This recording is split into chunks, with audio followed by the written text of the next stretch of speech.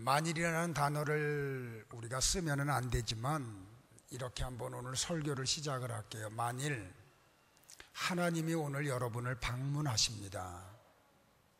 마치 기브온 산당에서 솔로몬이 1천 번제를 드리고 난 다음에 하나님이 찾아오셔서 말씀하셨듯이 똑같은 말씀을 한다고 하면 여러분은 무엇을 구할 거예요?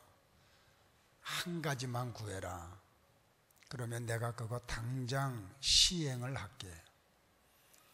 하나님이 저에게 와서 만약에 그러한 물음을 하신다고 하면 저는 1초의 주저함도 없이 하나님 앞에 이렇게 간구를 할 거예요. 하나님, 저에게 성령님의 충만함을 주옵소서.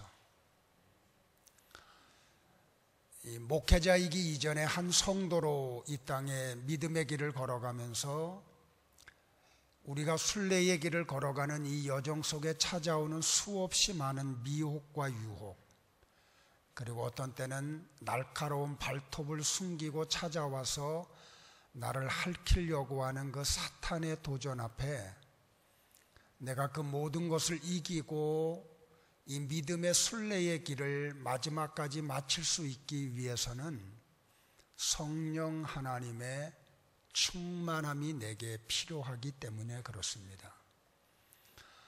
내가 내 의지를 믿을 수가 없고 내가 나의 인격됨을 믿을 수가 없기 때문에 그렇습니다. 성령 하나님의 충만함이 없이는 우리가 이 믿음의 길에서 승리할 수 없고 이 길을 무사히 마칠 수 없는 연약한 존재임을 우리가 알아야 하기 때문에 그렇습니다. 그래서 저는 우리 성도님들도 만약에 하나님이 여러분에게 찾아와서 한 가지를 요구하라고 할 때 나는 여러분도 주저함이 없이 하나님 내게도 성령의 충만함을 주옵소서 하고 구하는 나와 여러분이 되기를 주의 이름으로 축원을 합니다. 우리 예수 믿는 사람에게 있어서 성령 충만보다 간절한 게 없습니다. 혹 여러분 가운데 이런 분이 계시다고 하면 그분에게는 바로 성령의 충만함이 필요한 사람입니다. 아무리 오랫동안 교회를 오래 다니고 주일을 빠지지 아니하고 예배를 드린다고 하더라도 사회에 나가보면은 불신자와 생활하는 게 전혀 다른 게 없다고 느끼는 분이 계십니까? 그분에게 성령님의 충만함이 필요한 사람입니다. 세상의 올무에서 벗어나야 함을 알면서도 계속해서 반복적인 죄를 범하고 있는 분이 계십니까? 그분에게도 필요한 것은 성령 하나님의 충만하신 임재입니다. 하나님의 어떤 요구에 마음에는 원이로 돼 육신이 약하다는 말로 하나님의 말씀에 순종의 삶을 살지 못하는 자기를 스스로 위로하며 사는 분이 계십니까? 그분에게도 필요한 것은 성령님의 충만함입니다. 예배에 참석을 했지만 빨리 좀 시간이 끝났으면 좋겠다. 목사의 설교가 길어질 때마다 시계를 들여다보며 목사의 설교를 협박하는 분이 혹 계십니까? 그분에게도 필요한 것은 성령의 충만함입니다.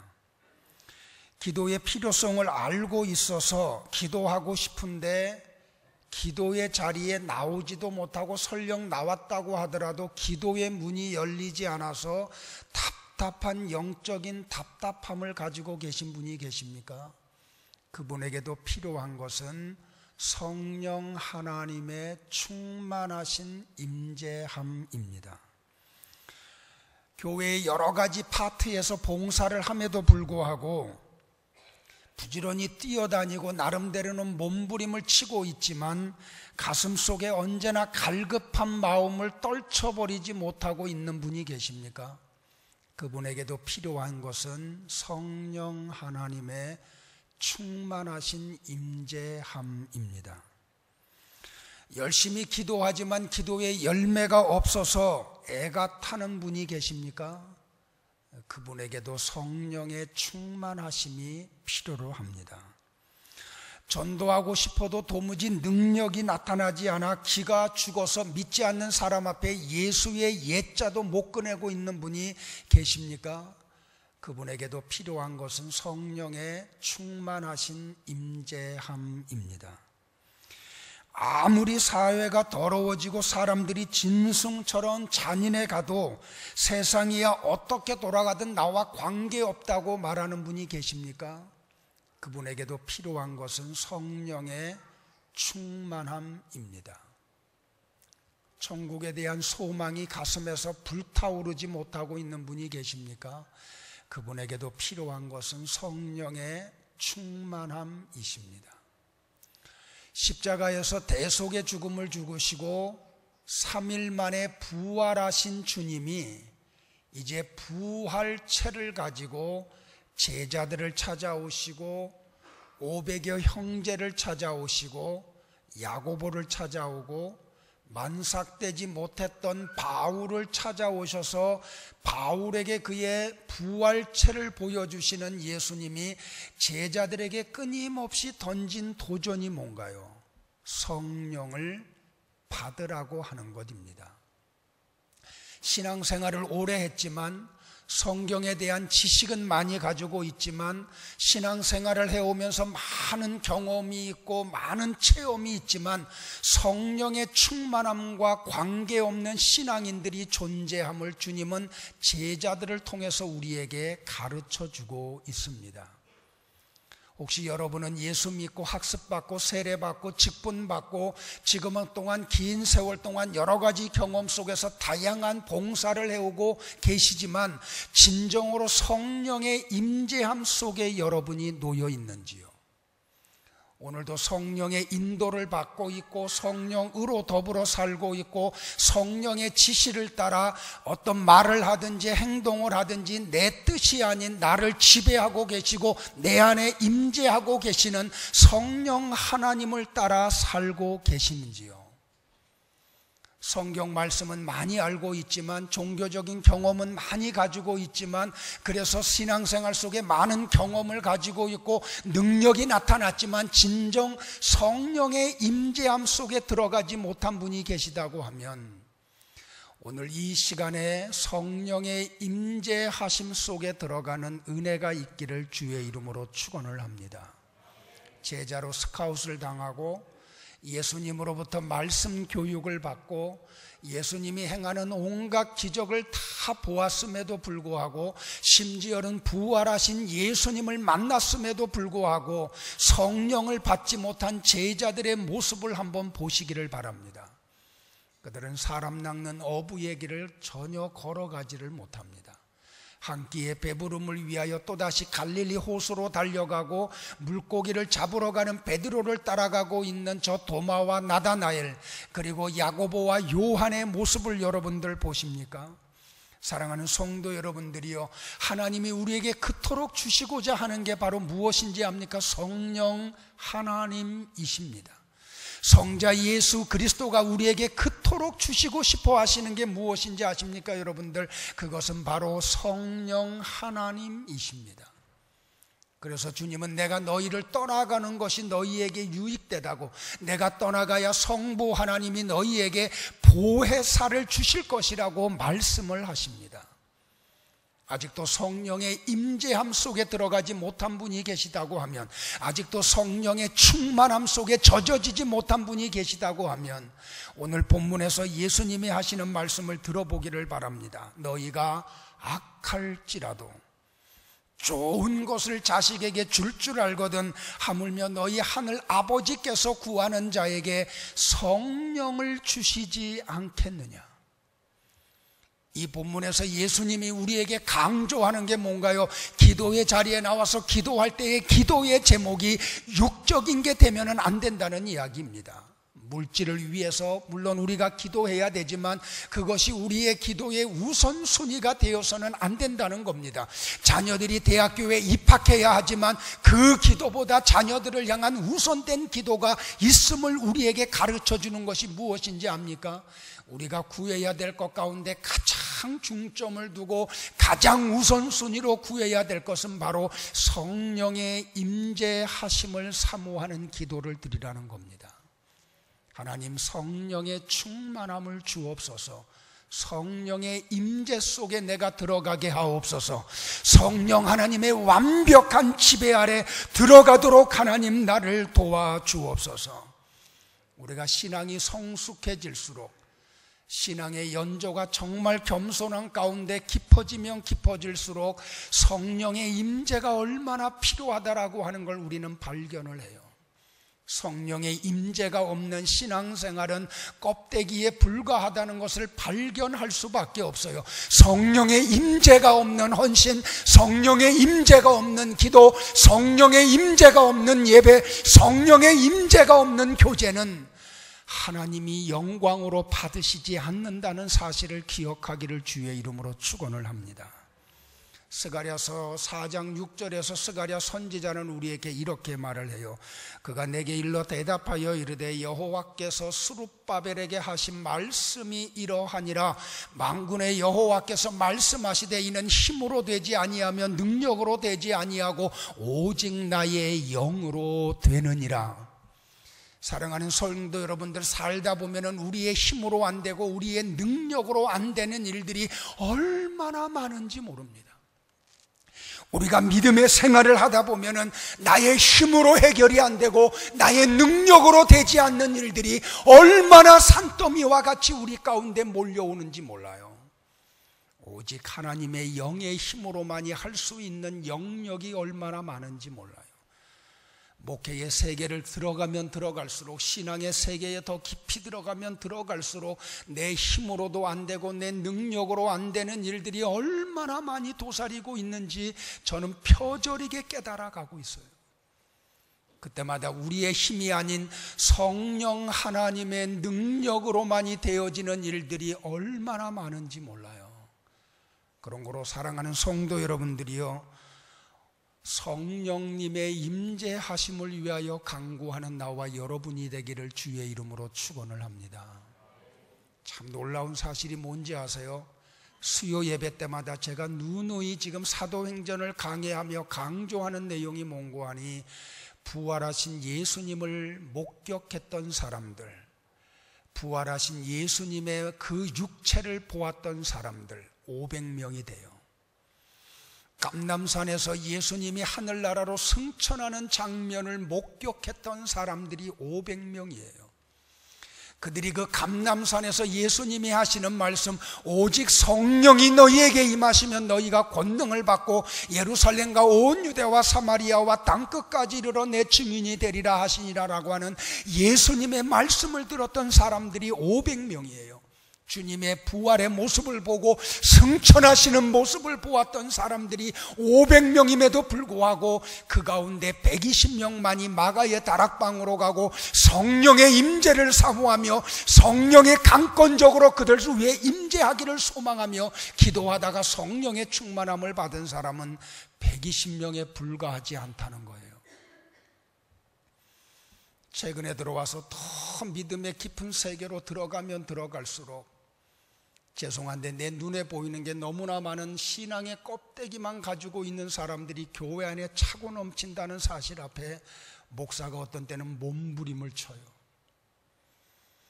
사랑하는 성도 여러분들이요, 성령의 임재하심이 여러분에게 얼마나 필요한지 절실히 깨닫고 계십니까?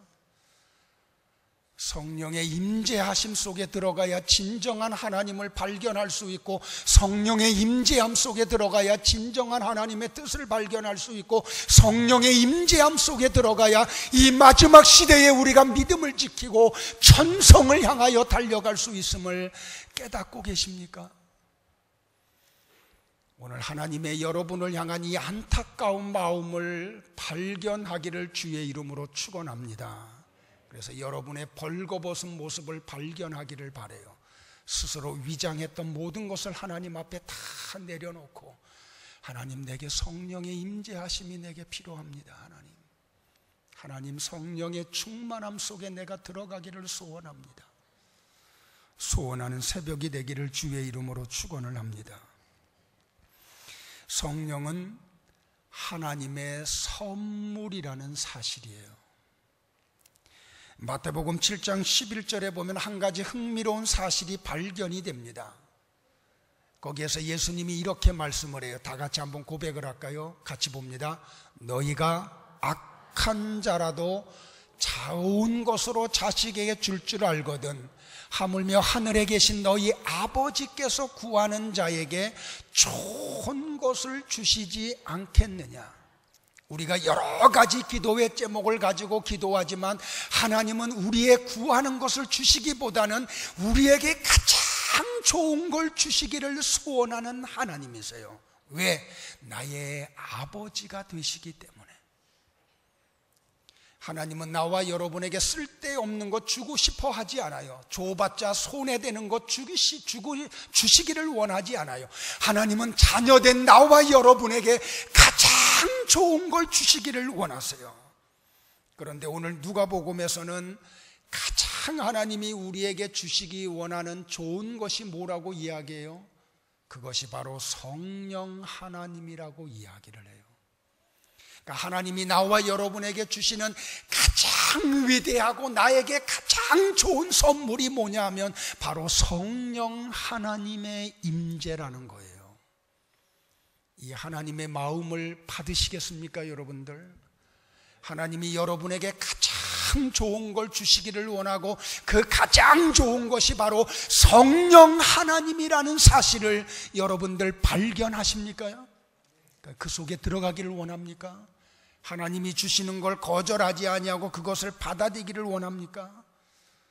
성령의 임재가 이루어지면 우리에게 나타나는 현상이 있어요. 그렇게 불평하고 불만하고 원망의 삶 속에 쌓여있던 사람들이 성령의 임재함 속에 들어가면 그의 입에서 불평이 감사로 바뀌어져요. 짜증내던 얼굴에 찬양이 가득 차버리고 말아요. 성령의 임재하심이 이루어지면 우리가 체념했던 삶을 박차고 일어나 하나님의 놀라운 비전의 세계 속으로 들어가게 돼요. 성령의 임재함이 우리에게 이루어지면 하나님을 향한 소극적인 사람들이 적극적인 사람들로 바뀌어지고 말아요. 우리가 성령의 충만함 속에 들어가면 평소에 비틀거리던 사람들이 능력의 사람들로 변화되고 말아요. 사단이 갖가지 모양으로 우리를 쳐들어와서 우리의 믿음을 뿌리채 흔들고 신앙의 자리에서 이탈시키려고 해도 성령의 충만함 속에 있으면 사단의 미혹도 이기고 유혹도 이기고 이 세상의 세력들이 우리를 달려들어도 우리는 내 안에 임재하고 계시는 성령 하나님의 능력으로 말미암아 넉넉히 이김을 깨닫기를 주의 이름으로 축원해요. 성령의 임재함 속에 들어가지 못했던 제자들, 예수님의 스카웃을 받고 예수님과 더불어 3년 동안 성경 공부를 하고 제가 누누이 이야기했던 대로 옥하는 목사님 앞에서 배우는 제자 훈련 정도가 아니잖아요. 말씀 자체이신 예수님으로부터 3년 동안 말씀의 양육을 받고 그분이 행하는 온갖 이적과 기사와 표적을 그들이 다 보고 심지어는 부활하신 예수님을 만나 그분과 대화를 나눴음에도 불구하고 그들은 두려움 속에 빠져서 유대인들을 만날까 봐 골방에 숨어서 부들부들 떨고 있잖아요. 방문을 걸어 잠그고 그렇게 나약한 모습으로 그렇게 있던 제자들이 어느 순간부터 문을 박차고 나와서 두려워하던 유대인들 사회 속에 들어가고 그들이 두려워서 근처에도 가지 못했던 사람들에게 찾아가서 주 예수를 믿으라 그리하면 너와 네 집이 구원을 얻는다고 소리를 지르기 시작을 하고 심지어는 하나밖에 없는 생명을 주님을 위하여 희생하며 순교의 자리에까지 나아가고 세계가 소란스러워지고 가는 곳마다 믿는 자가 생기고 그들이 가는 곳마다 교회가 세워지고 대로마 제국이 그들 앞에 꼼짝 못하는 놀라운 역사가 일어났던 비결이 뭔가요, 여러분들?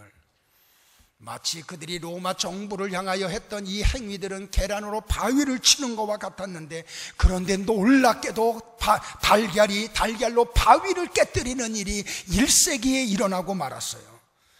사랑하는 성도 여러분들, 무엇이 이 일을 가능하게 했나요? 무엇이 이 겁장이들로 하여금 두려움을 박차고 나가 능력의 삶을 살게 만들었던가요? 도대체 무엇이 이들을 통하여 1세기에 저 구라파의 아시아에 놀라운 변화의 역사가 일어나게 했던가요? 그것은 바로 오순절날 마가 요한의 다락방에 모여있던 사람들 속에 임재한 성령 하나님의 능력 때문이었어요. 성령이 그들을 이렇게 변화시켰습니다. 성령 하나님이 그들에게 복음의 능력을 주셨고, 성령 하나님이 그들을 통하여 복음의 능력이 역사하도록 나타났고, 성령 하나님이 가는 곳마다 그들을 통하여 교회를 세우는 놀라운 역사가 일어났어요. 그렇다면 사랑하는 성도 여러분들이요, 성령만큼 위대한 게 있을까요? 나와 여러분의 삶의 현장에 성령 하나님만큼 우리에게 필요한 게 있을까요? 성령 하나님의 임재 속에 들어가면 두려움이 사라져요. 성령 하나님의 임재가 이루어지면 이 세상의 것 때문에 우리가 두려워하지를 않아요. 성령 하나님의 임재가 이루어지면 우리는 넉넉히 이기는 자들이 될 수가 있어요. 성령 하나님의 임재가 이루어지면 사단의 도전을 이길 수가 있어요. 성령 하나님의 임재 속에 들어갈 때 우리는 하나님의 뜻을 발견하고 하나님의 뜻을 위해 살아갈 수가 있어요. 그래서 믿는 사람에게 성령 하나님만큼 좋은 게 없어요. 성령 하나님의 임재만큼 우리를 위대하게 만드는 게 없어요. 그러나 이 성령 하나님은 아무에게나 임재하지 않는다는 거예요. 이게 목회자를 가슴 아프게 해요. 예수 믿고 구원받았으면 다 성령 하나님의 임재 속에 들어가서 다 능력 있는 삶을 살고 하나님이 기뻐하는 삶을 살면 참 좋겠는데, 그렇지 않다는 게 우리를 가슴 아프게 해요. 그 성령 하나님의 임재가 누구에게 일어나나요? 성령 하나님의 임재하심을 사모하고 그것을 구하는 자에게 임재하신다는 사실이에요. 누가복음 11장 13절을 우리 다 같이 한 번만 다시 봉독을 하겠습니다. 같이 봅니다. 너희가 악할지라도 좋은 것을 자식에게 줄 줄 알거든 하물며 너희 하늘 아버지께서 구하는 자에게 성령을 주시지 않겠느냐. 하나님은 구하지 않는 자에게 좋은 것을 주시지 않는다는 거예요. 여기 놀라운 비밀이 여기 있어요. 구해야 좋은 것 주신다는 거예요. 누가 구해요? 필요를 느끼는 사람이 구해요. 오늘 나와 여러분에게 이 설교를 통하여 일어나야 될 게 몽고하니 내게도 성령의 임재가 필요하다. 이게 발견이 되어야 돼요. 이게 깨달아져야지 돼요.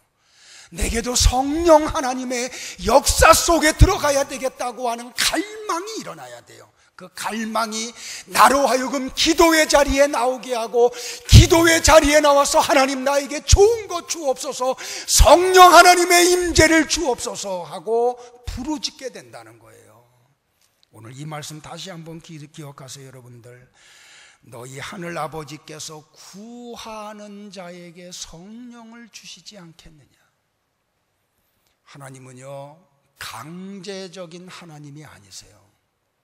왜냐하면 우리가 믿는 하나님은 인격적인 분이시기 때문에 원하지 않는 사람에게 강제적으로 주시지를 않아요. 그러니까 오늘 나와 여러분이 정말로 성령의 임재가 필요함을 느껴야 돼요. 성령 하나님의 충만함이 내게 이루어져야 한다는 사실을 발견해야 돼요.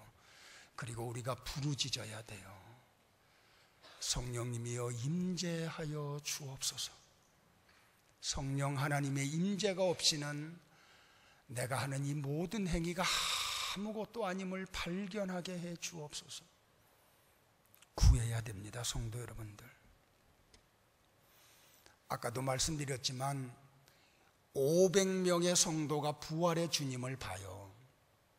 그리고 그 500명의 성도가 하나님의 그 예수님의 하늘나라로 승천하심을 봐요. 제가 수요일날 이야기했지만 인공위성 만든 거 아니에요. 탑을 쌓아놓고 인공위성 탑재해놓고 거기다 연료를 주입하고 큰 지구의 공정과 자전에 맞추어서 카운트다운을 해가지고 그냥 연료가 분사하면서 그 열을 뿜어가면서 인공위성이 올라가는 그런 게 아니었잖아요.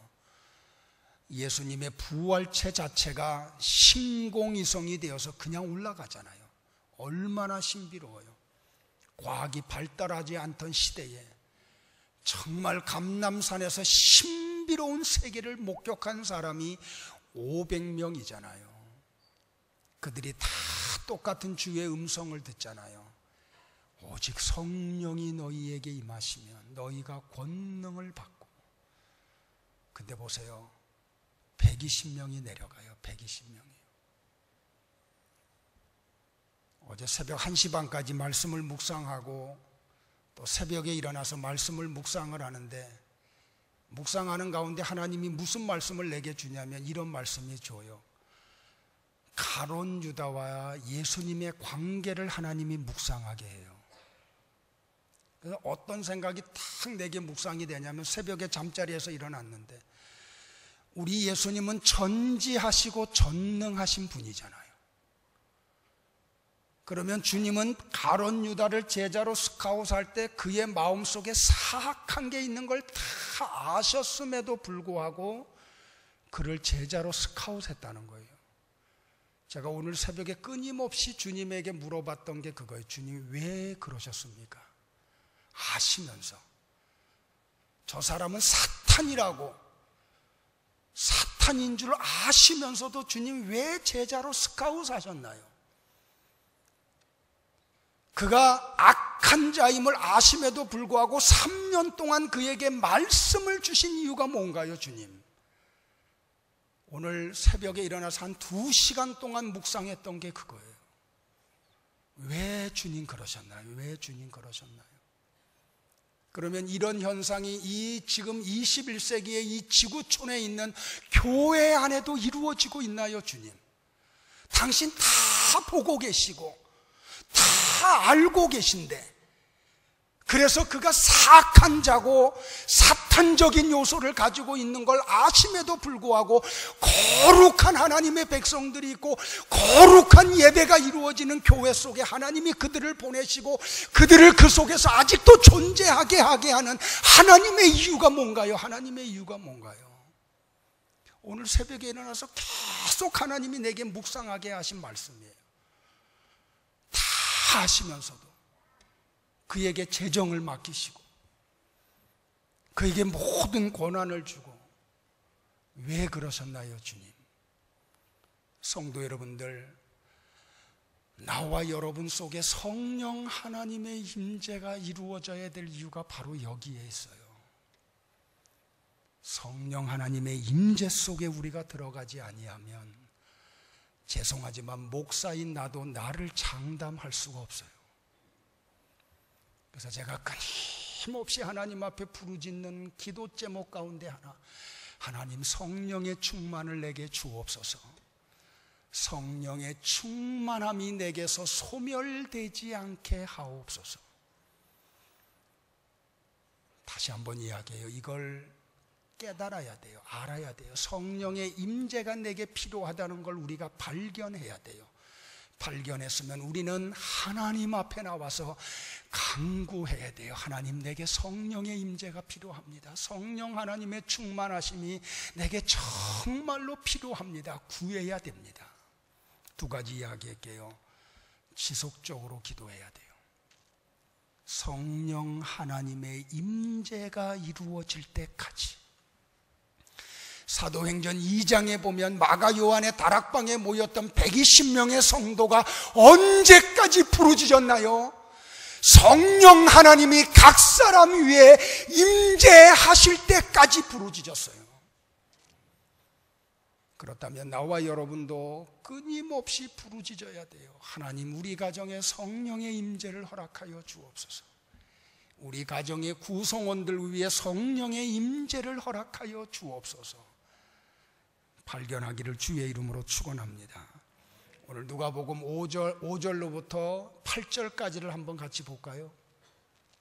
마음의 문을 열고 같이 읽기를 바랍니다. 같이 봅니다. 시작.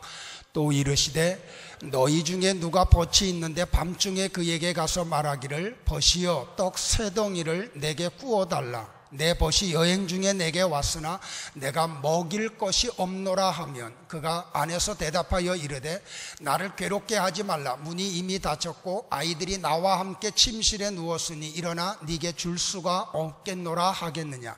내가 너희에게 말하노니 비록 벗됨으로 인하여서는 일어나 주지 아니할지라도 그 간청함을 인하여 일어나 그 요구대로 주리라. 뭐예요? 기도하라는 거예요. 좋은 것 하나님 달라고 기도하라는 거예요. 그 좋은 거는 성령 하나님이라는 거예요. 그런데 뭐라 그래요? 지금 비유적으로 이야기해요. 너희들이 기도하라는 거예요. 기도하는데 뭐 어떻게 기도하라고요? 비록 벗됨으로 인하여서는 주지 아니할지라도 그의 간청함 때문에 주리라. 다시 말하면 뭐예요? 부르짖으라는 거예요.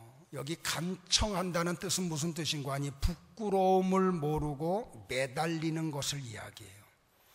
쉽게 이야기하면 우리 아이들이 이야기했는데 얼굴에 철판 깔고 구하라는 거예요.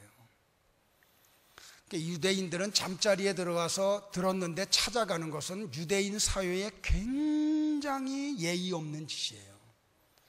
그런데 지금 여행 중에 있는 사람이 늦게 도착을 했고 그를 위해서 지금 친구에게 떡 세 덩이를 빌리러 가는데 주저함이 있어요. 왜? 내가 비인격적인 사람이 되는 거니까.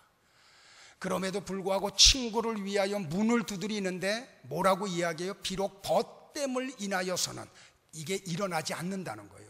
그들의 문화적인 환경에서 이런 걸 요구해도 안 되고 이 시간에 찾아가도 안 되고 이 시간에는 일어나지도 않는다는 거예요. 그러나 뭐라고 주님이 얘기해요? 비록 벗됨을 인하여서는 주지 아니할지라도 그의 간청함 때문에 일어나 주리라. 무슨 뭘 우리에게 이야기해요, 여러분들? 하나님 앞에 성령의 임재를 놓고 부르짖으라는 거예요. 이루어질 때까지. 성령 하나님이 내 안에 임재하실 때까지, 그 하나님이 나를 완전히 지배할 때까지 부르짖으라는 거예요. 깨닫기를 주의 이름으로 축원을 합니다. 그러면서 한 가지 비유를 또 이야기해요. 11장 9절로 10절의 말씀이에요. 같이 또 한번 볼까요? 누가복음 11장 9절로 10절이요. 다 같이 봅니다. 시작. 내가 또 너희에게 이르노니 구하라 그러면 너희에게 주실 것이요 찾으라 그러면 찾아낼 것이요 문을 두드리라 그러면 너희에게 열릴 것이니 구하는 이마다 받을 것이요 찾는 이가 찾을 것이요 두드리는 이에게 열릴 것이니라. 자, 보세요, 여러분들. 뭐라고 이야기해요? 구하라 그러면 너희에게 주실 것이요 찾으라 그러면 찾아낼 것이요 문을 두드리라 그러면 열리리라. 이게 뭘 이야기해요, 여러분들? 뭘 구하라고요? 뭘 찾고 뭘 두드리라고요? 성령 하나님의 임재를 놓고 구하라는 거예요. 성령 하나님의 임재를 찾으라는 거예요. 성령 하나님의 임재를 놓고 두드리라는 거예요. 다른 걸 구하라는 게 아니에요. 이 육의 세계에 있는 것을 구하라는 게 아니에요. 성령 하나님의 임재를 놓고 구하라는 거예요. 근데 이 말을 할라어 원문에 더 충실하게 가면 무슨 뜻인가 하니 계속해서 구하고 계속해서 찾고 계속해서 두드리라는 말이에요. 지속적으로 기도하라는 말이에요. 또 하나는 어떻게 기도해야 되냐면 믿음으로 구해라고 그래요. 믿음으로. 이 비유의 말씀을 통해서 예수님이 하시고자 하는 게 뭐예요? 믿음이에요. 자, 보세요. 잠자리에 다 들어갔어요. 유대 사회에서는 이 시간에 움직이는 거 아니에요. 누구 집에 찾아가도 안 되고 뭘 요구해도 안 돼요. 그런데 그 늦은 시간에 친구의 문제를 가지고 또 다른 친구에게 찾아가서 문을 두드려요. 이 사람이 그렇게 할 수 있었던 동기가 뭐예요? 믿음이에요. 그 믿음이 그로 하여금 그렇게 했어요. 오늘 13절을 또 한번 볼까요? 반복되지만 같이 봅니다. 시작. 너희가 악할지라도 좋은 것을 자식에게 줄 줄 알거든 하물며 너희 하늘 아버지께서 구하는 자에게 성령을 주시지 않겠느냐 하시니라. 보세요. 우리가 아버지를 갈 때 자격을 가지고 가는 거 아니에요. 신분을 가지고 가요. 자녀가 아버지에 갈 때 가장 당당한 게 뭔지 아세요? 저분이 나의 아버지고 나는 그분의 자녀이기 때문에 구하는데 조금도 주저함을 갖게 하질 않아요. 그리고 뭘 요구해요? 성령을 달라고 기도를 해요. 사랑하는 성도 여러분들, 성령 하나님의 임재함 속에 들어가기를 주의 이름으로 축원해요. 요새는 최근에 들어와서는 막 거룩한 두려움이 내게 너무 많아요. 그게 뭔고 하니 하나님 앞에 가까이 가면 갈수록 내게 너무 많은 허물이 보여요. 예전에 보이지 않던 나의 허물이, 예전에는 아무런 것도 없이 그냥 당당하게 하나님 앞에 갔던 그런 모습들이 얼마나 철없는 모습이었는지가 발견이 돼요. 그래서 요새는 하나님을 향한 거룩한 두려움이 내게 막 엄습해와요. 그래서 이 모습이 무너지지 않으려고 몸부림을 쳐요. 내 힘으로 안 되는 걸 또 발견을 해요. 그래서 매일매일의 삶의 현장에서 하나님 앞에 부르짖는 게 뭔고 하니 성령의 하나님, 내게 충만히 거하게 해달라고.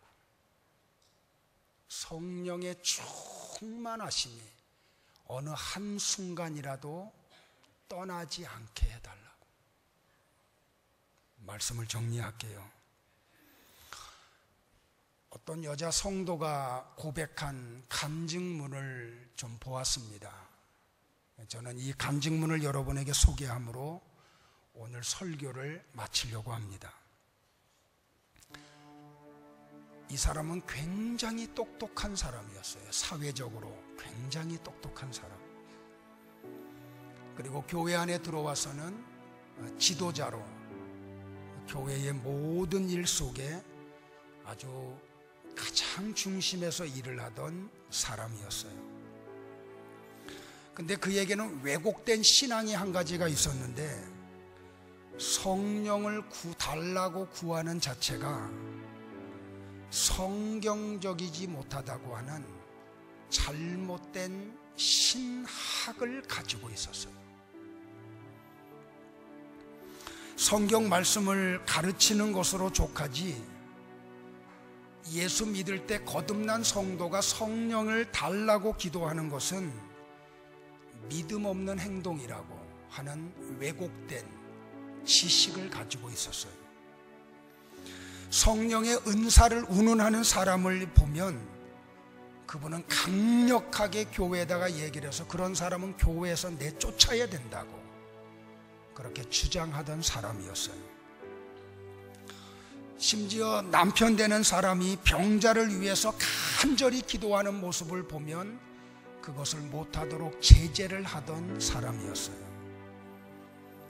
그런데 그러던 어느 날 자기의 신앙이 왜곡된 걸 발견하기 시작을 해요. 내가 뭔가 문제가 있는 걸 깨닫기 시작을 해요. 그러는 순간 자기의 그 영적인 모습이 보이기 시작을 하는데 너무 비참한 모습으로 보이기 시작을 해요. 그는 자기의 그 실체를 발견하는 순간 부끄러워서 더 이상 견딜 수가 없어가지고 교회의 모든 직을 사임을 해요. 그리고 기도원에 들어가요. 아무도 만나지 않고 3주간 동안 성경을 묵상하고 기도하면서 땅을 치며 참회의 기도를 드려요.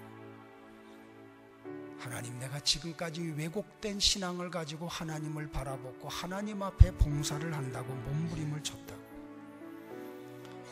회개의 눈물을 드릴 때, 기도를 드릴 때마다 그의 눈에서는 하나님이 터뜨린 눈물이 하염없이 쏟아져 내려와요. 과거의 성령에 대해서 모든 것을 다 아는 것처럼 거두러움을 피우며 은혜 받은 사람들을 방해했던 죄를 가슴을 치며 회개하기 시작을 해요. 그녀는 더 나아가 하나님 앞에 무릎을 꿇고 그토록 경멸하던 사람들의 모습 속에 들어가서 성령의 임재를 놓고 기도를 드려요. 성령 하나님, 충만하게 내게 임재하여 달라고. 그러자 이 성도의 심령 속에 하나님을 향한 간절한 마음이, 그 하나님을 향한 성령의 임재에 대한 갈망이 막 싹 올라오기 시작을 해요. 그러면서 시편 73편 25절을 묵상을 해요.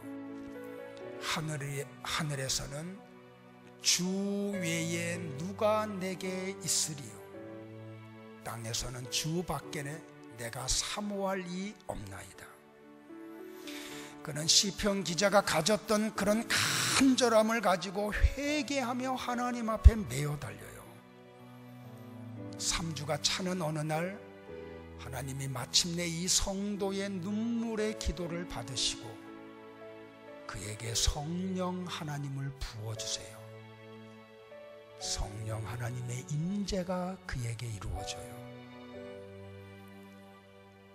그는 이제 성령의 사람이 되어서 하나님이 가장 기뻐하는 일이 무엇인지를 찾기 시작을 하고, 그때부터 자기의 어떤 육이 아닌 성령 하나님의 인도를 따라 하나님 앞에 영광을 돌리기 시작을 해요.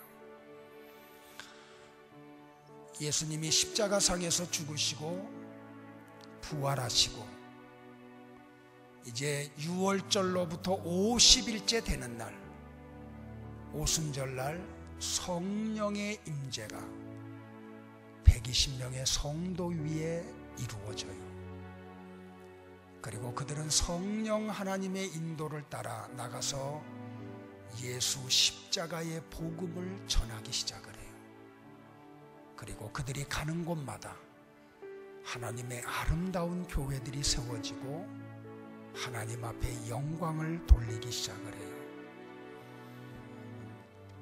오늘 우리가 부활주의를 지내고 오순절을 기다리는 중간의 과정을 우리가 보내면서 나와 여러분이 소원해야 될 것은 성령 하나님의 임재하심이에요. 오늘 이 자리에 참여한 분들 가운데 어떤 한 분도 여러분은 감람산에 있었던, 그리고 집으로 돌아갔던 380명이 되지 마시고 그곳에서 주님의 승천을 바라보았던 사람들 중에 120명이 되어 이제 오순절날이 이루기 전까지, 성령 강림절이 이루어지기 전까지 부지런히 새벽마다, 금요 기도회마다, 수요 예배마다 교회를 출입하며 이렇게 기도하기를 바라요. 하나님이시여, 성령을 주옵소서. 그래서 내 속에서 생수의 강이 흐르게 하옵소서. 나로 하여금 성령의 지배 아래 놓이게 하여 주시고, 내가 살아가는 이 신앙의 여정 동안 성령의 인도를 받고 성령으로 더불어 살고 성령의 열매를 맺어 아버지께 영광 돌리게 해달라고 기도하는 나와 여러분이 되기를 주의 이름으로 축원합니다. 기도하겠습니다.